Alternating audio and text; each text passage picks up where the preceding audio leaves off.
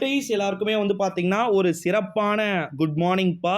6th standard English, அதாவது வந்து பார்த்தீங்கன்னா ஆனுவல் எக்ஸாமுக்கான மாடல் கொஸ்டின் பேப்பர்ஸை பார்க்க போகிறோம்.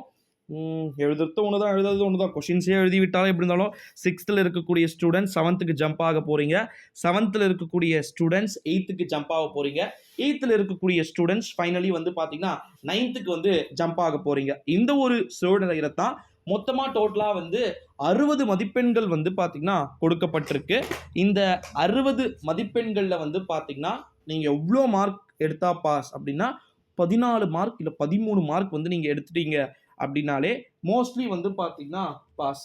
இந்த ஒரு சூழ்நிலையில தான் அடுத்த கட்டமாக வந்து பார்த்தீங்கன்னா இதில் ஃபஸ்ட்டு சூஸ் த சினானிம்ஸ். அப்புறமா வந்து பார்த்தீங்கன்னா எத்தனை கொடுத்துருக்குறாங்க அப்படின்னா டோட்டலாக 3 கொடுத்துருக்காங்க.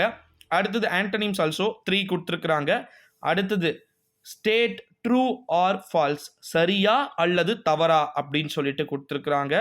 அடுத்ததாக வந்து பார்த்தீங்கன்னா fill in the blanks with suitable. Tamil மீடியமாக இருந்தீங்கன்னா பேரண்ட்ஸுக்கு தான் நான் ஃபஸ்ட்டு சொல்லுவேன், ஏன்னா பேரண்ட்ஸ் தான் மோஸ்ட்லி இந்த வீடியோவை சர்ச் பண்ணியிருப்பீங்க. ஓகேங்களா, 6th ஆனுவல் அப்படின்னு சொல்லிட்டு மோஸ்ட்லி வந்து பார்த்தீங்கன்னா அவங்க தான் பண்ணியிருப்பீங்க. இந்த ஒரு சூழ்நிலையிலே அவங்க பேரண்ட்ஸாக இருக்கக்கூடிய எல்லாருமே வந்து பார்த்தீங்கன்னா கீழே டிஸ்கிரிப்ஷனில் டெலிகிராம் குரூப் வந்து பார்த்தீங்கன்னா இருக்குது. மாடல் கொஸ்டின் பேப்பர் பிடிஎஃபாக கன்வெர்ட் பண்ணி உங்களுக்கு A to Z அழகாக 6th 7th 8th 9th English, Tamil, maths, science, social science அப்படின்னு சொல்லிட்டு எல்லாமே வந்து பார்த்திங்கன்னா உங்களுக்கு A to Z வந்து கொடுத்துருக்குறேன். ஸோ அதனால் வந்து அதை நீங்கள் மறக்காமல் வந்து படிச்சுக்கலாம். அடுத்த ஒரு இம்பார்ட்டண்ட்டானது என்ன அப்படின்னு வந்து பார்த்திங்கன்னா fill in the blanks with the words given in the box to make compound words. 6thலேயே காம்பவுண்ட் வேர்ட்ஸ் கேட்குறாங்களா? வாவ், நான் 10th 11th 12th வந்து படிக்கும் போது தான் பார்த்தேன். இப்போ 6thக்கே கேட்டிருக்கிறாங்க. சரி, ஓகே.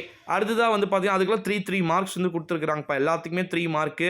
அதுக்கப்புறமா வந்து மறுபடியும் fill in the blanks. அடுத்தது சூட்டபிள் அட்வர்ப்ஸ் வந்து கேட்டிருக்கிறாங்க. அடுத்ததாக வந்து complete the following using their group names அப்படின்னு சொல்லிட்டு கேட்டிருக்கிறாங்க.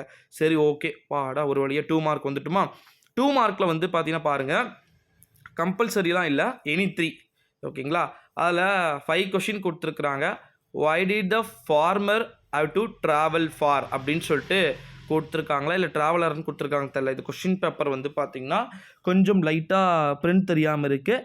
செகண்ட் வந்து பாருங்கள், why did the family move to Patna அப்படின்னு சொல்லிட்டு கேட்டிருக்கிறாங்க. அடுத்தது who was challenged for a race.